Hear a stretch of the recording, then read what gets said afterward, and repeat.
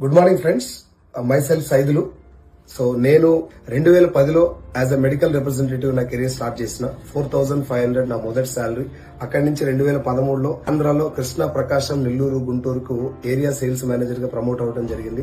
అక్కడి నుంచి మళ్ళీ తెలంగాణకి రీజనల్ సేల్స్ మేనేజర్ గా ప్రమోట్ అయిన వేరే కంపెనీలో. అక్కడ నా జీతం వచ్చేసి 50,000 రూపీస్, ఎంటైర్ తెలంగాణకి regional sales manager. So then lockdown వచ్చిన తర్వాత నా 50,000 salary at a time night చెప్పకుండా 15,000 రూపాయలు అవడం జరిగింది due to the pandemic situation. అది కంపెనీ చేతిలో లేదు, నా చేతిలో లేదు. సో వచ్చిన తర్వాత నా ఫ్రెండ్ నాకు వెస్టీజ్ అనేటటువంటి ఒక బిజినెస్ ఆపర్చునిటీ పరిచయం చేయడం వల్ల, స్టార్టింగ్ లో నేను అనుమానంతో మీటింగ్లకు వెళ్ళకపోవడం వల్ల ఇది ఏంటో నాకు అర్థం కాలేదు. ఒక 4 months నా ఫ్రెండ్ నన్ను ఫాలో అప్ చేయడం వల్ల ఈ మీటింగ్కి వెళ్ళడం జరిగింది.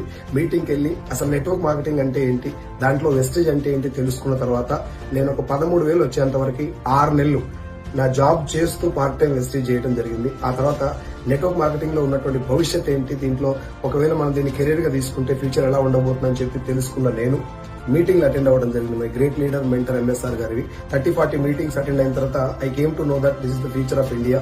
చాలా వండర్ఫుల్ భవిష్యత్తు నెట్వర్క్ మార్కెటింగ్ అని తెలుసుకొని 13,000 వచ్చినప్పుడు నేను నా జాబ్ రిజైన్ చేయడం జరిగింది. రిజైన్ చేసిన తర్వాత 13 నుంచి ఎగ్జాక్ట్ గా 32 months ఫుల్ టైం నేను చేయబట్టి నా లాస్ట్ చెక్ వచ్చేసి 6,43,000.